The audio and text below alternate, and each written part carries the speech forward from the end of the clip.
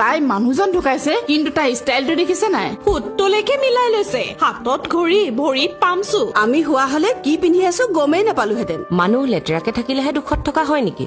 হা? নহয়, আপোনালোকৰ কথাবোৰ শুনি তেনেকুৱাই লাগিছে। আমি লেতেৰা চাফাক লৈ কথাখিনি পতা নাই।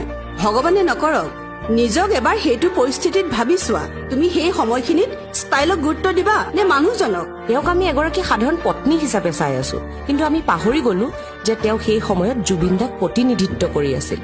অকল ওচৰ চুবুৰীয়াই নহয়, গোটেই বিশ্বই তেওঁক জুবিন দাৰ পত্নী হিচাপে চাই আছিল।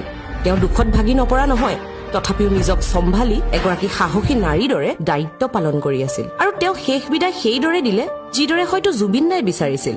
তাত আমাৰ ইমান পাতিব লগা কি আছে? চাহৰ জুতি লৈ লোকৰ সমালোচনা কৰাটো তেনেই সহজ, কিন্তু প্ৰকৃততে তেওঁহে বুজি পাইছে আপোনজনক হেৰুৱাৰ বেদনা।